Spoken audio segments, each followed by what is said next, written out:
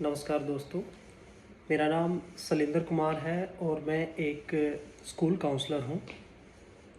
आज 10 अक्टूबर है और प्रत्येक वर्ष 10 अक्टूबर को विश्व मानसिक स्वास्थ्य दिवस है वो मनाया जाता है, यानी कि वर्ल्ड मेंटल हेल्थ डे।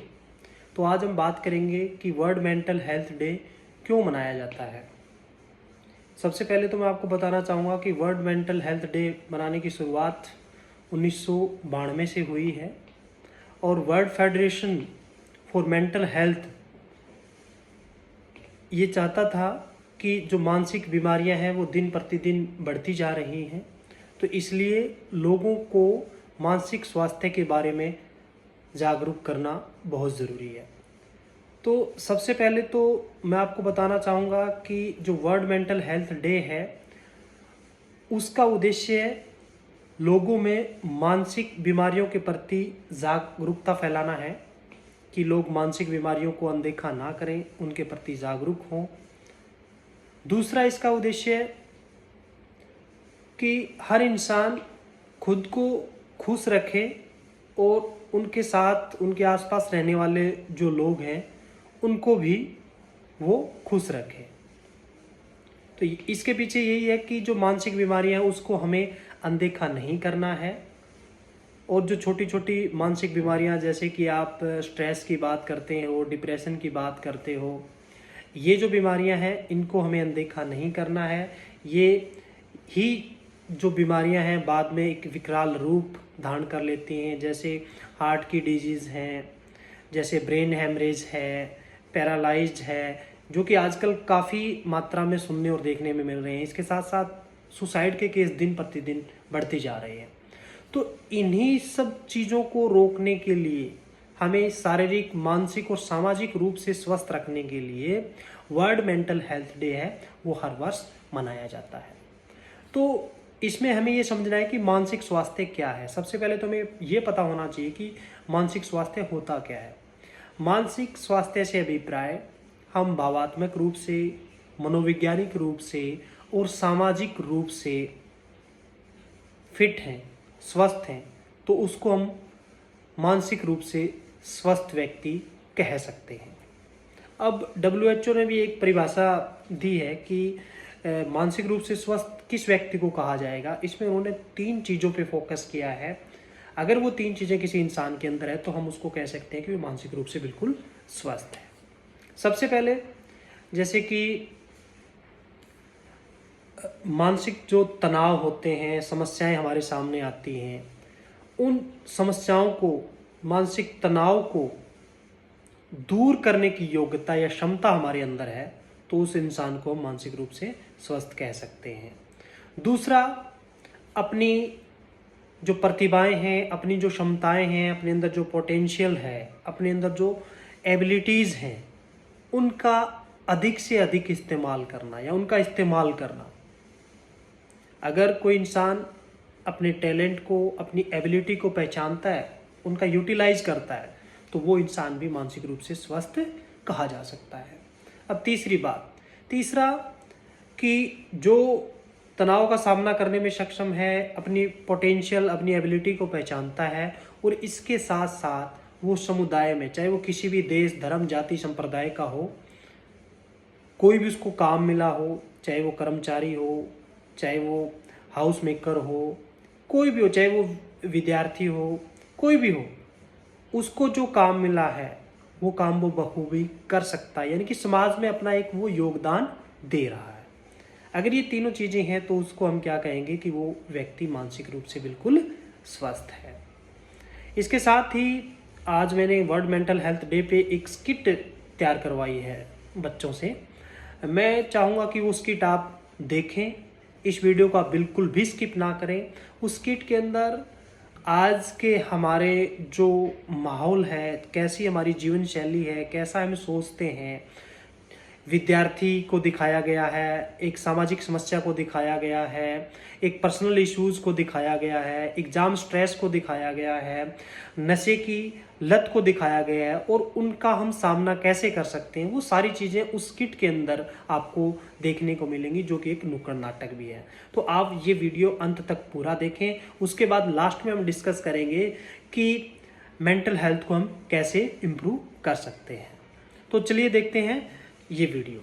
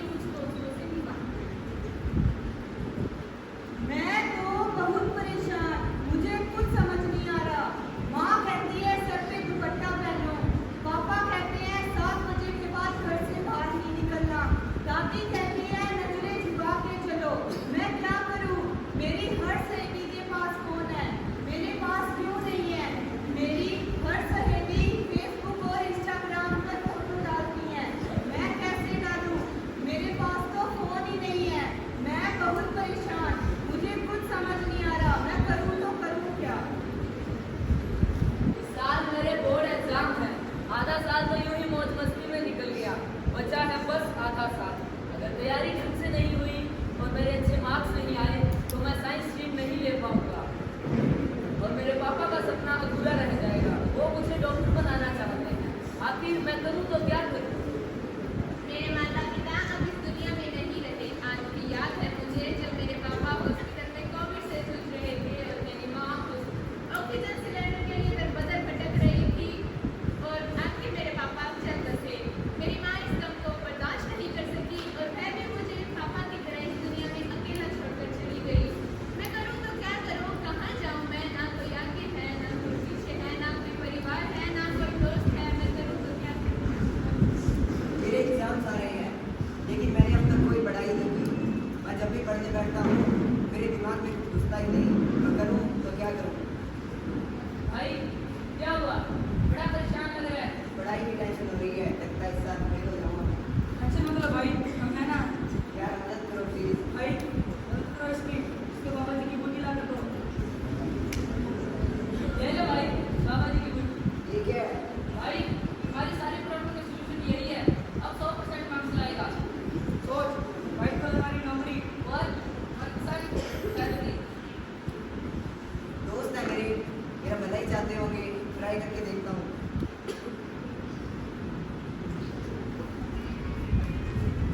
ये क्या हो रहा है? मेरा सर भारी क्यों हो रहा है? मेरी सांसें क्यों जा रही है? आखिर करूँ तो क्या करें? कोई मुझे समझता ही नहीं है। मेरी तो कोई सुनता ही नहीं है। मुझे समझाओ, अब मेरी हिम्मत टूट चुकी है। मेरी बातों को तो मजाक में लेकर टाल देते हैं। मेरी बात इन्हें फालतू लगती है। कोई नहीं समझाओ, मुझसे और कुछ नहीं होता। कोई नहीं समझाओ, मुझे यहाँ से कहीं दूर जाना है। कोई नहीं समझाओ, यह सब झेलने से बेहतर मरना है।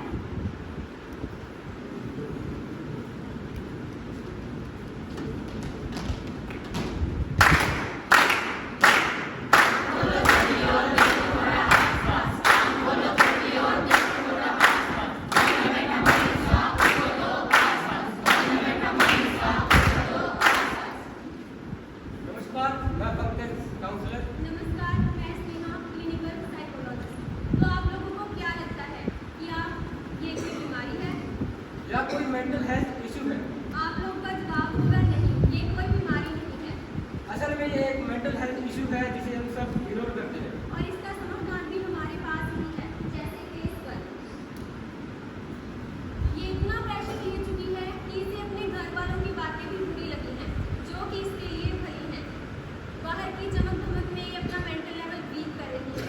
इसे यह समझाना होगा कि दिखावटी दुनिया में कुछ नहीं रखा, बुरे और अच्छे वक्त में अपने ही साथ खड़े रहेंगे। ये समझाने की जिम्मेदारी हमारी और आपकी है। ये समझाने की जिम्मेदारी हमारी और आपकी है। इसकी समस्या का कारण हम इसकी लापरवाही कह सकते हैं। इसने अपने समय का दुरुपयोग किया और अब एग्जाम नजदीक होने के कारण ये अपने पढ़ाई का प्रेशर हैंडल नहीं कर पा रहा है और अब अपने प्रेशर को अपने फ्यूचर के लिए नेगेटिव रूप में ले रहा है। इसे समझाना होगा कि गलतियां सुधारी जा सकती है, चाहे मेहनत आज से की जाए या कल से, मेहनत तो करनी ही होगी। सफलता इसके आगे ही खड़ी है। ये समझाने की जिम्मेदारी हमारी और आपकी है। ये समझाने की जिम्मेदारी हमारी और आपकी है। कोविड के भयानक दौर के दौरान अच्छों में अपना मानसिक संतुलन खोया, कारण अपनों का बिछड़ जाना। ये बात बहुत बड़ी है तथा इसकी पूर्ति भी नहीं की जा सकती। लेकिन इसका मतलब यह नहीं कि दुनिया खत्म हो चुकी है। इसे आगे बढ़ना होगा, इस दुनिया से लड़ना होगा और अपने माँ बाप का सपना पूरा करना होगा, लेकिन एक सकारात्मक सोच के साथ। ये समझाने की जिम्मेदारी हमारी और आपकी है। ये समझाने की जिम्मेदारी हमारी और आपकी है। इसकी समस्या भारत की कुछ बड़ी समस्याओं में से एक है, जैसे अपने डर के कारण नशे की लत में पड़ जाना। इसका उपाय बहुत ही सरल है। इसे यह समझाना होगा कि बुरी संगत से दूर जाकर और अच्छी संगत को पास लाने से यह अपने समस्याओं का निवारण खुद कर सकता है। यह समझाने की जिम्मेदारी हमारी और आपकी है। यह समझाने की जिम्मेदारी हमारी और आपकी है। ये याद रखिएगा, ये लोग पागल नहीं है, बस मानसिक तौर से परेशान है। इन लोगों को ताने को बिल्कुल मत दीजिएगा और ना ही नफरत करिएगा। इन लोगों को बस आपके प्यार, सहारे और सही गाइडेंस की जरूरत है। धन्यवाद।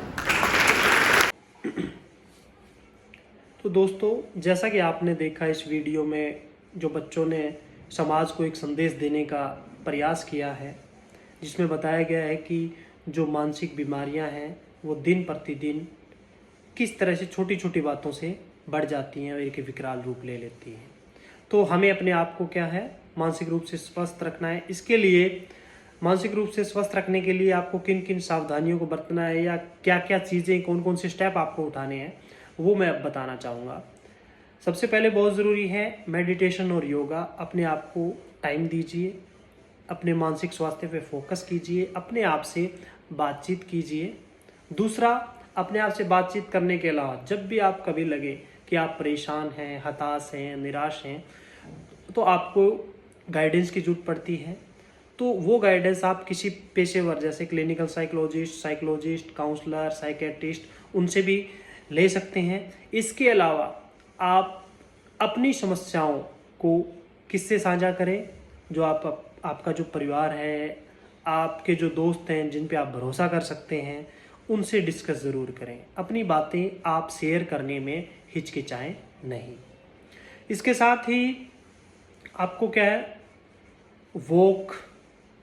वर्कआउट ये भी करना चाहिए। फिजिकल एक्सरसाइज की मैं बात करता हूँ। अगर आप अपने आप को फिजिकली फिट रखते हैं तो आप मेंटली फिट भी रह सकते हैं, क्योंकि माइंड और बॉडी में दोनों में कनेक्शन है। इसके साथ साथ आप अपने आप की तुलना दूसरों से ना करें। अपने आप का जो आकलन है वो दूसरों की नज़रों से ना करें। अगर आप अपने आप को खुश रखना चाहते हैं तो दूसरों से अपनी तुलना ना करें, दूसरों की नज़रों से अपना आकलन ना करें। म्यूजिक सुने, ऐसा म्यूजिक जो आपको रिलैक्स करता हो। डीप ब्रीथिंग करें, लंबी गहरी सांस लें, सांस को छोड़ें। जब आप कभी स्ट्रेस में, जब आप कभी गुस्से में, इस तरह की अगर कोई परेशानी आपके सामने आए तो आपको ये करना है। सबसे बड़ी बात, एक और पॉइंट जो मैं डिस्कस करना चाहूँगा वो ये कि वर्तमान में जिए, ज़्यादा ना सोचें। सेंसिटिव होना ज़रूरी है, ओवर सेंसिटिव नहीं होना चाहिए। थिंकिंग करना ज़रूरी है, ओवर थिंकिंग नहीं करनी चाहिए। इसके साथ ही सेल्फ अवेयरनेस बहुत ज़रूरी है। आप अपने आप के बारे में सोचिए कि मैं क्या हूँ, मेरे जीवन का लक्ष्य क्या है, मुझे क्या करना चाहिए, मेरे आसपास का माहौल कैसा है, कैसे मैं उसको ठीक कर सकता हूँ, कैसे मैं उसको इम्प्रूव कर सकता हूँ। टाइम मैनेजमेंट को फॉलो कीजिए, अपने सेल्फ एस्टीम को, अपने सेल्फ रिस्पेक्ट को बढ़ाइए। तो ये सब चीज़ें, आशावादी बनिए। अगर आप आशावादी हैं, पॉजिटिव थिंकिंग रखते हैं, तो आप किसी भी तरह के स्ट्रेस को, तनाव को, मानसिक बीमारी को दूर आसानी से कर सकते हैं। तो आशा है कि आपको ये वीडियो बहुत पसंद आई होगी। आगे भी हम इस तरह की वीडियो आप तक पहुंचाते रहेंगे और कमेंट्स में ज़रूर बताइएगा कि आपको ये वीडियो कैसे लगी।